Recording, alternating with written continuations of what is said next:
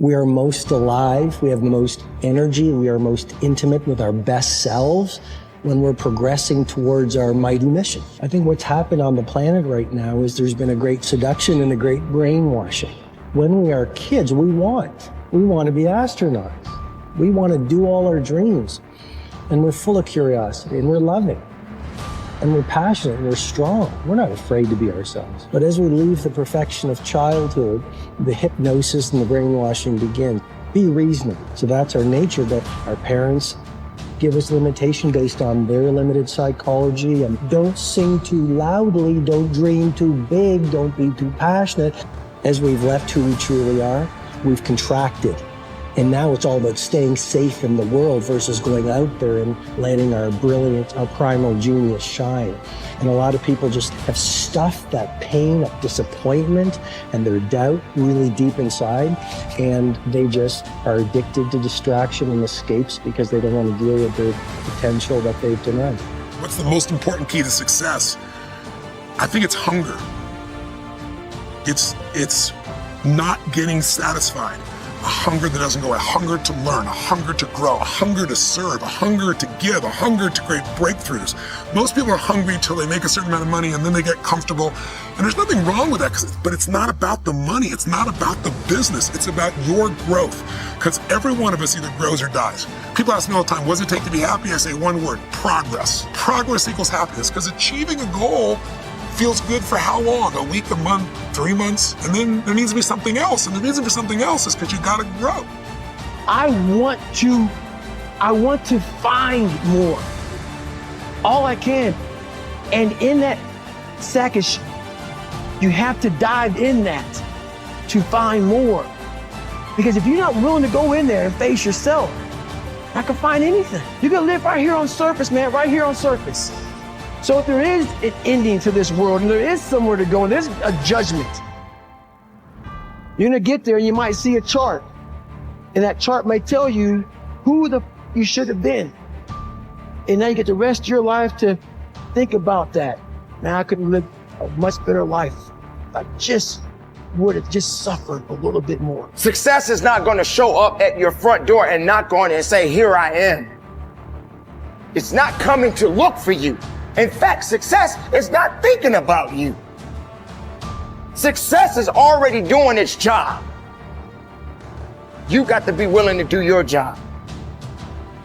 Each and every day that you are breathing in this world, each and every day that you are doing something in this world, you should be focusing on getting better, not worse. You should be understanding that, hey, I can't be this same person on a day in, day out type of way. I got to keep focusing and going further and going harder and going stronger and pushing myself till there's nothing else left to push forward. So now's the time for you to hit the gym of your life and start exercising your self-discipline muscle. No more talk, no more excuses. From this moment forward, it's all about massive execution. Will there be days that you don't feel like it? Yes. Will there be days that you want to stop? Yes. Will there be days that you want to give up? Yes. Will there be days that you want to quit?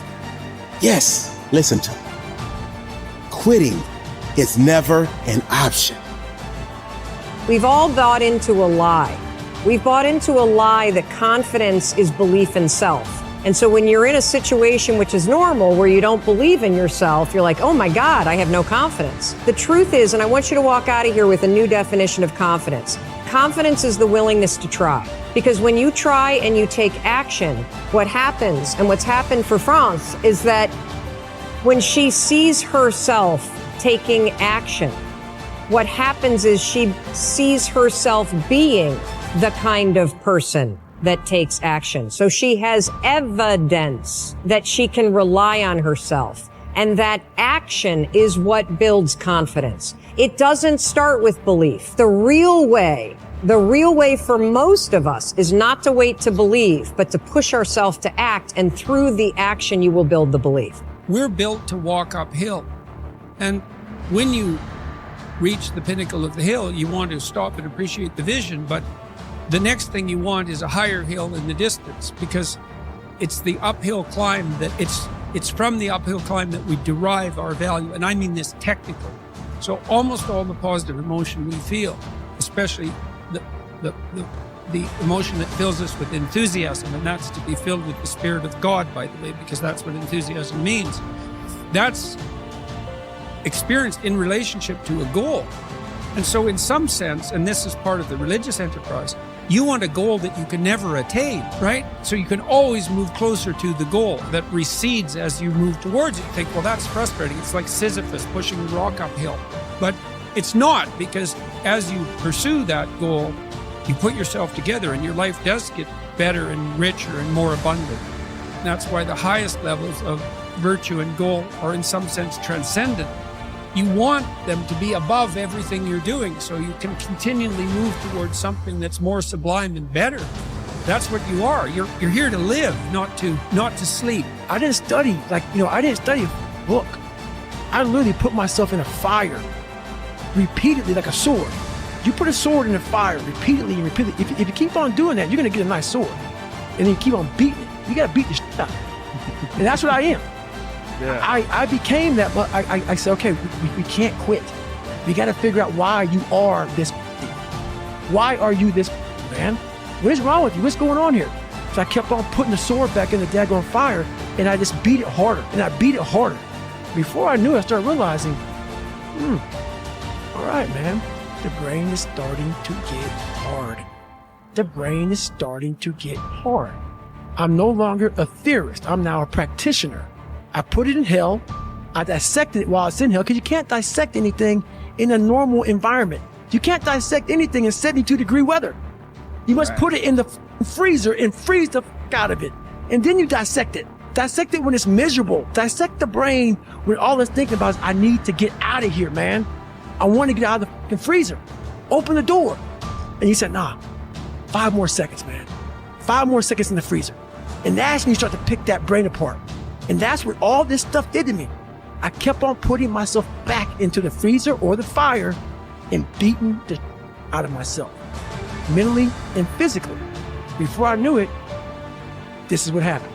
Ralph Waldo Emerson believed that anyone who had put their heart and soul into their work and had done their very best could hold their head up high. Merely talking about it or only putting in a modicum of effort wasn't good enough in his mind. It was all or nothing. He believed that doing your best was an admirable quality, and that although you might not always be successful, knowing that you had done all you could was often all that mattered. At least you could look yourself in the eye. This ethos is central to many youth movements, such as the Scouts and Guides, and is a great philosophy for life in general. Indeed, doing your absolute best in everything you do is something that we should all aspire to, and it doesn't matter if it's at school, university, work, or home. If you think about it, doing your best is also central to self-reliance, because it allows you not only to test your capabilities, but also helps you to learn and therefore extend them. It's only when you are at the edge of your ability that you can really test your mettle and see just how much you can depend on yourself. Only ever working inside your comfort zone or doing just enough to get by may be easy, but is rarely rewarding, and it never allows you to develop into a fully rounded person or realize your full potential. The following quote from Theodore Roosevelt sums up the essence of Emerson's point. It is not the critic who counts, nor the man who points out how the strong man stumbled, or where the doer of deeds could have done better. The credit belongs to the man who is actually in the arena, whose face is marred by dust and sweat and blood, who strives valiantly, who errs and comes up short again and again, who knows the great enthusiasms, the great devotions, and spends himself in a worthy cause, who at the best knows in the end triumph of high achievement, and who, at worst, if he fails while daring greatly, so that his place shall never be with those cold and timid souls who know neither defeat or victory. When you are working on your next task, give it your full concentration and really put the effort in to produce the best possible end result. Even if it doesn't lead to glittering success, you should be proud of yourself for doing your very best. No man fails who does his best.